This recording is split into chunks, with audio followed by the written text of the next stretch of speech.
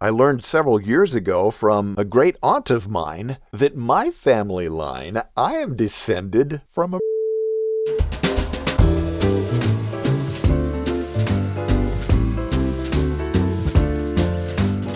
This is the Lifespring Family Audio Bible coming to you from Riverside, California, and podcasting since 2004. I'm your OG Godcaster, Steve Webb. Welcome. This is the daily podcast where we'll read the entire Bible in a year. It's really great to be back with this new season, the 13th season of the Lifespring Family Audio Bible, and I've gotten a few emails from the Lifespring family welcoming me back. Thank you for that. I'll share some with you a little bit later in the show today. I'm still fine-tuning the format of this new season since it is a bit different than last year's show. And for the new listeners, the new Lifespring family members, I'm really glad you're here. Thanks for joining us. I hope you like what you hear and that you'll be with us for the whole year. And I want you to feel free to contact me. My email address is steve@lifespringmedia.com, and the phone number to call and leave a comment is 951-732-8511. I'll include some of the Lifespring family calls on the show. Today we're going to read from the book of Joshua. We'll read chapters 1 through 5, and before I read the chapters, I'll give you a brief introduction to the book of Joshua. And after the reading, I'll share some of my thoughts on those chapters. Are you ready? Let's get started. Joshua is the man that God chose to lead the children of Israel into the promised land. Moses had brought them to the threshold, but because Moses had disobeyed God at a certain point along the way during their 40-year wandering in the wilderness, which we'll read about further on down the road as we read through the Bible, because of that, God did not allow Moses to enter the promised land. It was Joshua who would take up the mantle of leadership. Can you imagine filling those shoes? That's not a job I think I would want. So let's get started. Joshua chapter 1. After the death of the Lord's servant Moses, the Lord said to Moses' assistant Joshua, son of Nun, "My servant Moses is dead. Now you and all these people must cross the Jordan River into the land that I am going to give the people of Israel. I will give you every place on which you set foot, as I promised Moses. Your borders will be the desert on the south, nearby Lebanon to the Euphrates River, the country of the Hittites, on the north, and the Mediterranean Sea on the west. No one will be able to oppose you successfully as long as you live. I will be with you as I was with Moses. I will never neglect you or abandon you. Be strong and courageous, because you will help these people take possession of the land I swore to give their ancestors. Only be strong and very courageous, faithfully doing everything in the teachings that my servant Moses commanded you. Don't turn away from them. Then you will succeed wherever you go. Never stop reciting these teachings. You must think about them night and day so that you will faithfully do everything written in them. Only then will you prosper and succeed. I have commanded you, be strong and courageous. Don't tremble or be terrified, because the Lord your God is with you wherever you go." Then Joshua ordered the officers of the people, "Go through the camp. Tell the people, get your supplies ready. In 3 days you will cross the Jordan River to take possession of the land the Lord your God is going to give you." Next, Joshua said to the tribes of Reuben and Gad and half of the tribe of Manasseh, "Remember what the Lord's servant Moses commanded you. Moses said, 'The Lord your God will give you this land, a place to rest. Your wives, children, and livestock may stay in the land that Moses gave you east of the Jordan River. However, all your best soldiers must march in battle formation ahead of your relatives. You must help your relatives take possession of the land the Lord your God is going to give them. Then they will have a place to rest like you do. After that, you may go back and take possession of the land east of the Jordan River which the Lord's servant Moses gave you.'" The people responded to Joshua, "We'll do everything you tell us and go wherever you send us. We will obey you as we obeyed Moses. May the Lord your God be with you as he was with Moses. Whoever rebels against your authority or does not obey your orders will be put to death. Just be strong and courageous." Joshua chapter 2. From Shittim, Joshua, son of Nun, secretly sent out 2 men as spies. He told them, "Go, look at that country, especially the city of Jericho." So they went to Jericho and entered the house of a prostitute named Rahab to spend the night there. The king of Jericho was told, "Some Israelites have entered the city tonight. They came to gather information about our land. So the king of Jericho sent messengers to Rahab who told her, "Bring out the men who came to your house. They came here to gather information about the entire land." But the woman had already taken the 2 men inside and hidden them. So she said, "Yes, the men did come here, but I didn't know where they'd come from. When it was dark and the gate was just about to close, they left. I don't know where they went. If you hurry, you'll catch up with them." She had taken them up to the roof and covered them with the flax which she had laid up there. The king's men pursued them on the road leading to a shallow place to cross the Jordan River. As soon as the king's men had left, the gate was closed. Before the spies fell asleep, Rahab went up to them on the roof. She said to them, "I know the Lord will give you this land. Your presence terrifies us. All the people in the country are deathly afraid of you. We've heard how the Lord dried up the water of the Red Sea in front of you when you left Egypt. We've also heard what you did to Sihon and Og, the 2 kings of the Amorites, who ruled east of the Jordan River. We've heard how you destroyed them for the Lord. When we heard about it, we lost heart. There was no courage left in any of us because of you. The Lord your God is the God of heaven and earth. Please swear by the Lord that you'll be as kind to my father's family as I've been to you. Also, give me some proof that you'll protect my father, mother, brothers, sisters, and their households, and that you'll save us from death." The men promised her, "We'll pledge our lives for your lives. If you don't tell anyone what we're doing here, we'll treat you kindly and honestly when the Lord gives us this land." So she let them down by a rope from her window, since her house was built into the city wall. She lived in the city wall. She told them, "Go to the mountains so that the men who are pursuing you will not find you. Hide there for 3 days until they return to Jericho. Then you can go on your way." The men told her, "We will be free from the oath which you made us swear if you tell anyone what we're doing here. When we invade your land, tie this red cord in the window through which you let us down. Also, gather your father, mother, brothers, and all your father's family into your house. Whoever leaves your house will be responsible for his own life. We will be free from that responsibility, but we will take responsibility if anyone inside your house is harmed. If you tell anyone what we're doing here, we will be free from the oath which you made us swear." "I agree," she said. So she let them go and tied the red cord in the window. The men went to the mountains and stayed there for 3 days until the king's men returned to Jericho. The king's men had searched for them all along the road, but had not found them. Then the 2 spies came down out of the mountains, crossed the Jordan River, and returned to Joshua, son of Nun. They told him everything that had happened to them. They told Joshua, "The Lord has given us this whole country. The people who live there are deathly afraid of us." Joshua chapter 3. The next morning, Joshua and all the people of Israel got up early, left the camp at Acacia, and went to the Jordan, where they camped while waiting to cross it. 3 days later, the leaders went through the camp and told the people, "When you see the priests carrying the covenant box of the Lord your God, break camp and follow them. You have never been here before, so they will show you the way to go. But do not get near the covenant box. Stay about a half a mile behind it." Joshua told the people, "Purify yourselves, because tomorrow the Lord will perform miracles among you." Then he told the priests to take the covenant box and go with it ahead of the people. They did as he said. The Lord said to Joshua, "What I do today will make all the people of Israel begin to honor you as a great man, and they will realize that I am with you as I was with Moses. Tell the priests carrying the covenant box that when they reach the river, they must wade in and stand near the bank." Then Joshua said to the people, "Come here and listen to what the Lord your God has to say.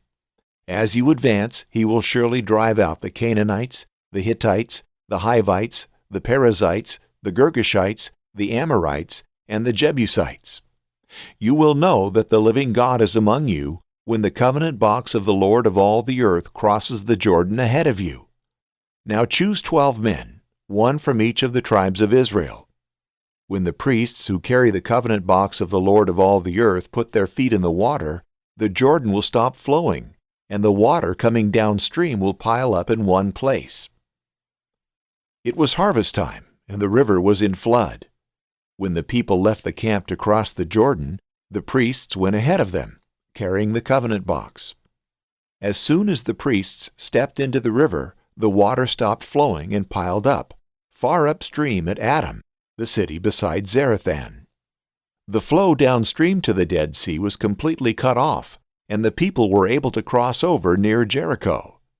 While the people walked across on dry land, the priests carrying the Lord's covenant box stood on dry ground in the middle of the Jordan until all the people had crossed over.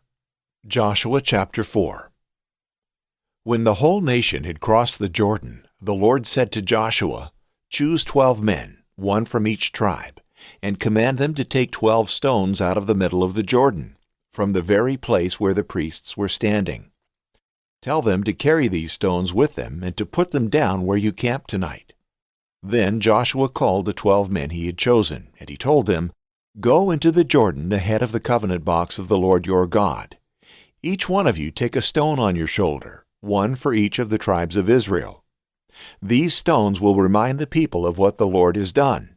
In the future, when your children ask what these stones mean to you, you will tell them that the water of the Jordan stopped flowing when the Lord's covenant box crossed the river.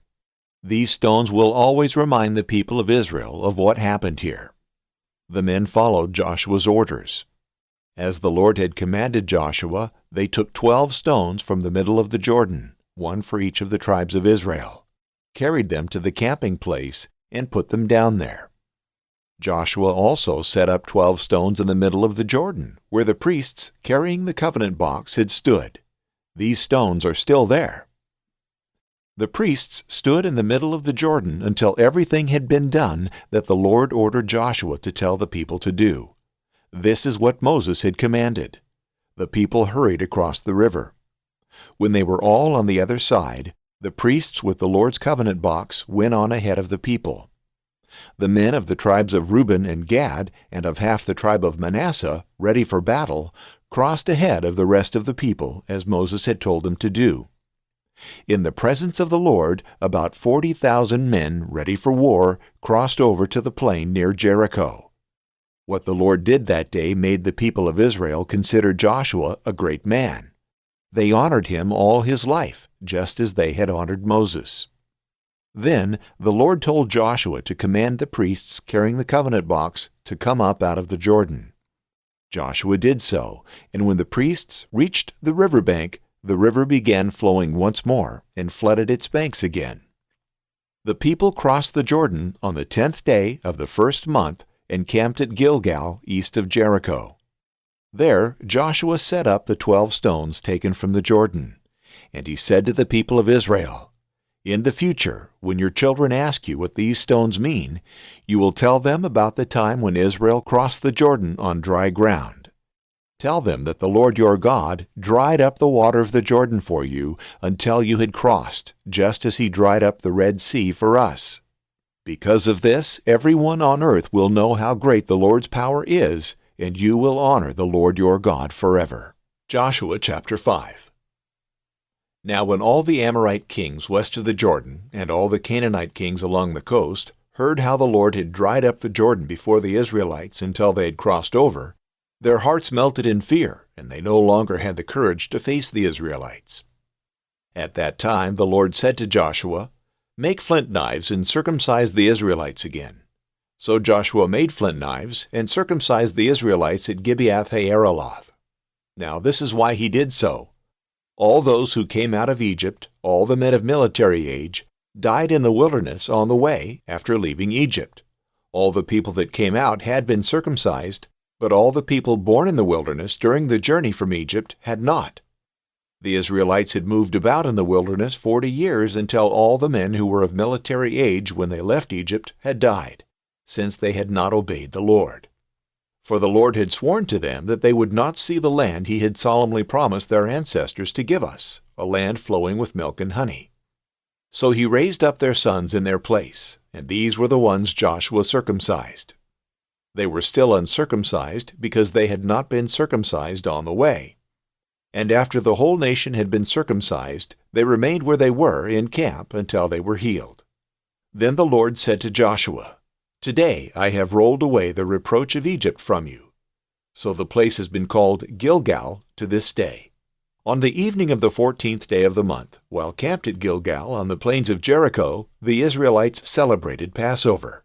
The day after the Passover, that very day, They ate some of the produce of the land, unleavened bread and roasted grain. The manna stopped the day after they ate this food from the land. There was no longer any manna for the Israelites, but that year they ate the produce of Canaan. Now when Joshua was near Jericho, he looked up and saw a man standing in front of him with a drawn sword in his hand. Joshua went up to him and asked, "Are you for us or for our enemies?" "Neither," he replied, "but as commander of the army of the Lord I have now come." Then Joshua fell face down to the ground in reverence and asked him, "What message does my Lord have for his servant?" The commander of the Lord's army replied, "Take off your sandals, for the place where you are standing is holy." And Joshua did so. Sometimes people will say, "God can't save me. He can't forgive me. I've lived a terrible life." Or, "God could never use me. You don't know what I've done." In chapter 2, we read of the spies that Joshua sent into the town of Jericho, and these spies stayed at the house of a prostitute by the name of Rahab. We read how she hid them and saved their lives and made a deal with them that they would save her life. There's a long story about that, of course. Well, here's the rest of her story. Rahab married Salmon, an Israelite from the tribe of Judah. Her son was Boaz, who we'll read about later, the husband of Ruth, who we will also read about later. Joseph, the legal father of Jesus, is her direct descendant. That's right. In Jesus' genealogy is a prostitute. And true, Jesus is not Joseph's biological son, but it would be understandable if God chose not to use a family line for Jesus' stepfather that included a prostitute, right? Well, here's the lesson for us all. Rahab's sinful life was forgiven because of her faith in God. And when God forgives, that sin is as if it never existed. And besides that, what family doesn't include those who have sinned? There isn't one, is there? As Paul says in Romans, all have sinned and fallen short of the glory of God. No one is without sin. It's what we do with God that determines whether that sin defines us. I learned several years ago from a great aunt of mine that my family line, I am descended from a murderer. Yeah.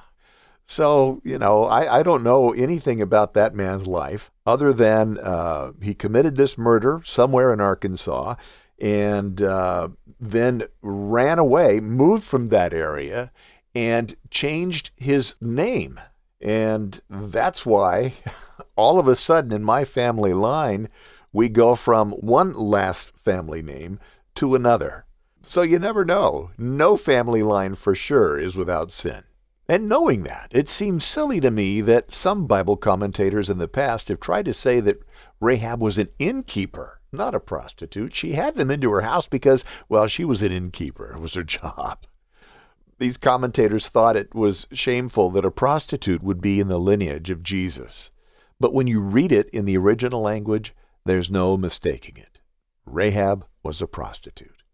And as we read through the Bible this year, you'll see that God does not pull punches in describing real life and real sin. That Rahab was a prostitute is lightweight compared to some of the things we'll read.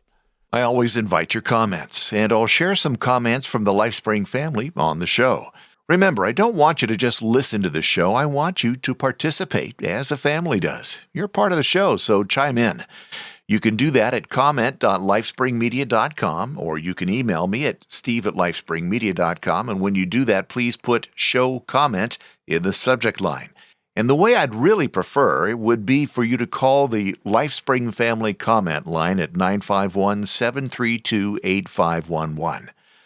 Our reading tomorrow will be Psalms 1 and 2, and remember that you can see the upcoming reading schedule at schedule.lifespringmedia.com. And if you would like to help me out by donating your time and talent, I would love it if you would put the reading schedule into a really nice-looking PDF that the Lifespring family members can download from the website. If you're up for that, email me at steve@lifespringmedia.com and put "calendar" in the subject line. I have the entire year's schedule already planned. I just need someone with an eye for design, so let me know.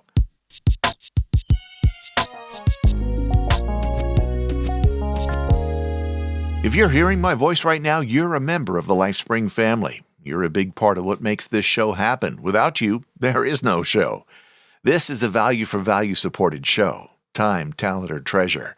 The show's free, but I do need to pay the bills, but I will never take any advertisers.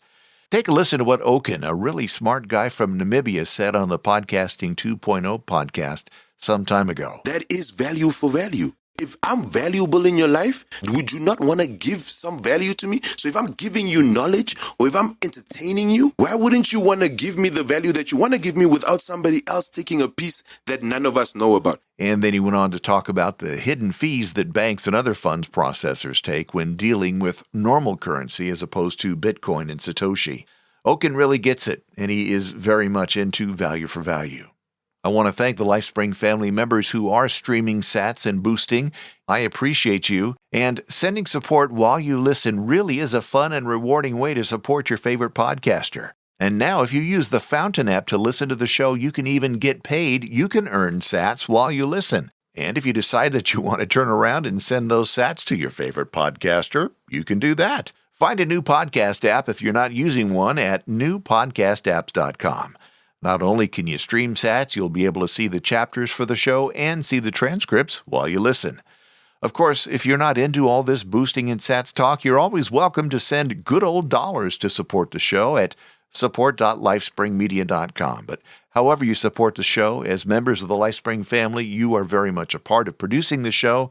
And when you do support it, you're helping to spread the good news. Oh, thank you. And I think God will bless you.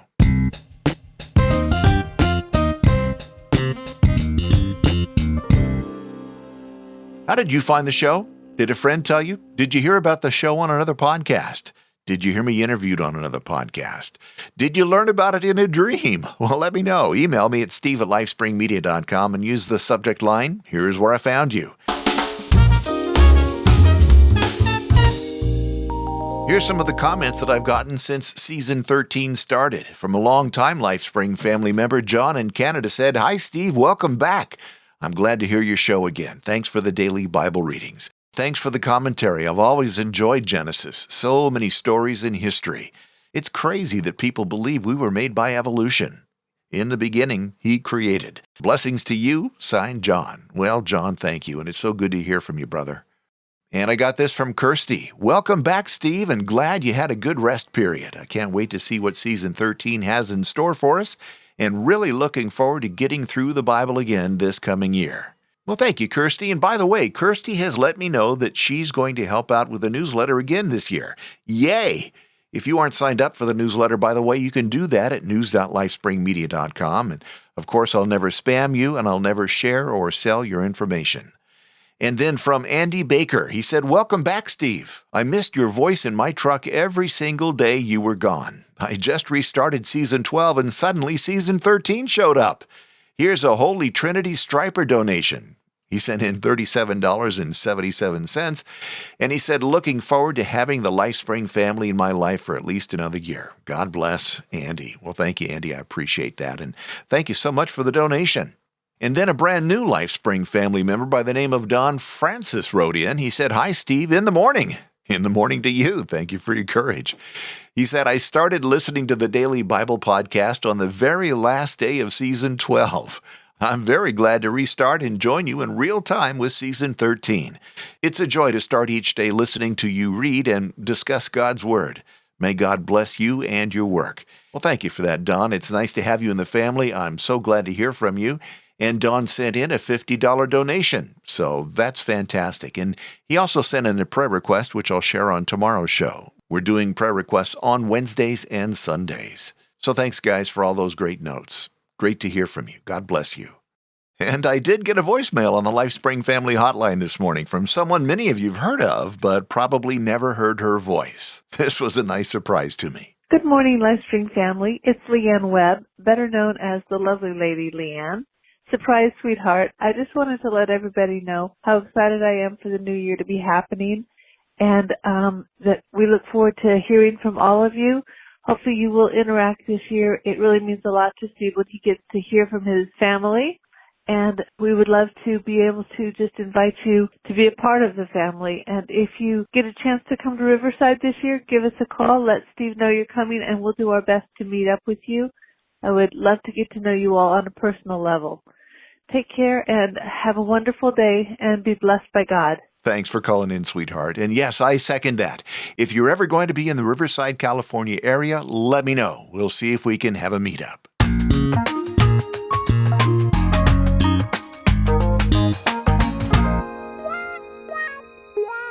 Hey, be sure you're subscribed. If you're not, go to subscribe.lifespringmedia.com. You'll find some links there to help you get subscribed. And in most podcast apps, all you have to do is search for Lifespring Family Audio Bible. And be sure to tell somebody about the show. Encourage them to read the Bible in a year with you. After all, that is what this show is all about. Comment on the show. Call the Lifespring Family Hotline at 951-732-8511. I'll play your comments on the show, or you can go to comment.lifespringmedia.com or email me at steve@lifespringmedia.com. I'll read some of your comments on the show. I want to hear from you. Now, until tomorrow, may God bless you richly. Thank you so much for joining me today and making me a part of your day. I'm honored. My name is Steve Webb. Bye.